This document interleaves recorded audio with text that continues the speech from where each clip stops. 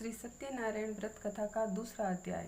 सूत जी बोले, ऋषियों, जिसने पहले समय में इस व्रत को किया है उसका इतिहास कहता हूँ, ध्यान से सुनो। सुंदर काशीपुरी नगर में एक अत्यंत निर्धन ब्राह्मण रहता था। वह भूख और प्यास से बेचैन हुआ नित्य पृथ्वी पर घूमता था। ब्राह्मणों से प्रेम करने वाले भगवान ने ब्राह्मण को दुखी देखकर बूढ़े ब्राह्मण का रूप धारण कर उनके पास जाकर आदर से पूछा, हे विप्र, नित्य दुखी हुआ पृथ्वी पर क्यों घूमता है? श्रेष्ठ ब्राह्मण, ये सब मुझसे कहो, मैं सुनना चाहता हूँ। ब्राह्मण बोला, मैं निर्धन ब्राह्मण हूँ, भिक्षा के लिए पृथ्वी पर फिरता हूँ। हे भगवान, यदि आप इसका उपाय जानते हो तो कृपा करके कहो। वृद्ध ब्राह्मण बोले कि सत्यनारायण भगवान मनोवांछित फल देने वाले हैं, इसीलिए हे ब्राह्मण, तू उनका पूजन कर, जिसके करने से मनुष्य सब दुखों से मुक्त होता है। ब्राह्मण को व्रत का सारा विधान बतलाकर बूढ़े ब्राह्मण का रूप धारण करने वाले सत्यनारायण भगवान अंतर्धान हो गए।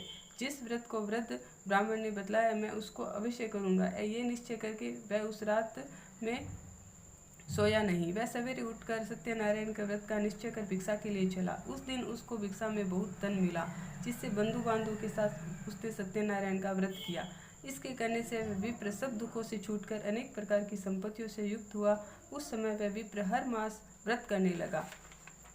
इस तरह सत्यनारायण भगवान के व्रत को जो करेगा वह सब पापों से छूटकर मोक्ष को प्राप्त होगा। आगे जो पृथ्वी पर सत्यनारायण का व्रत करेगा वह मनुष्य सब दुखों से छूट जाएगा। इस तरह नारद जी से नारायण का कहा हुआ ये व्रत मैंने तुमसे कहा। हे विप्र, अब मैं वो क्या कहूँ? ऋषि बोले, हे मुनीश्वर, संसार में इस विप्र से सुनकर किस किसने इस व्रत को किया, हम सब सुनना चाहते हैं। इसके लिए हमारे मन में श्रद्धा है। सूत जी बोले, हे मुनियों, जिसने इस व्रत को किया है वह सब सुनो। एक समय एक विप्र धन और ऐश्वर्य के अनुसार बंधु बांधवों के साथ व्रत करने को तैयार हुआ।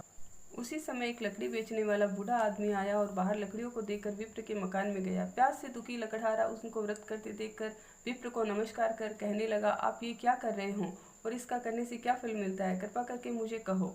ब्राह्मण ने कहा, सब मनोकामनाओं को पूर्ण करने वाला ये सत्यनारायण भगवान का व्रत है। इनकी कृपा से मेरे यहाँ धन धान्य आदि की वृद्धि हुई है। विप्र से इस व्रत के बारे में जानकर लकड़हारा बहुत प्रसन्न हुआ। चरना मत ले और खाने के बाद अपने घर को गया। लकड़हारे के मन में इस प्रकार संकल्प किया कि आज गांव में लकड़ी बेचने के जो धन मिलेगा और उससे वह सत्यनारायण भगवान का व्रत करेगा। ये मन में विचार कर वह बूढ़ा आदमी लकड़ी अपने सिर पर रखकर जिस नगर में धनवान लोग रहते थे ऐसे सुंदर नगर में गया।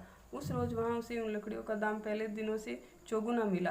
तब वह बूढ़ा लकड़हारा दाम ले अति प्रसन्न होकर पक्के फल की फली, शक्कर, घी, दुग्ध, दही और गेहूं का चूर्ण इत्यादि सत्यनारायण भगवान के व्रत में कुल सामग्रियों को लेकर अपने घर गया। फिर उसने अपने भाइयों को बुलाकर विधि के साथ भगवान जी का पूजन किया और व्रत किया। उस व्रत के प्रभाव से बूढ़ा लकड़हारा धन, पुत्र आदि से युक्त हुआ। संसार के समस्त सुख पाकर वैकुंठ को चला गया। इति श्री सत्यनारायण व्रत कथा का द्वितीय अध्याय संपूर्ण। बोलो श्री सत्यनारायण भगवान की जय हो।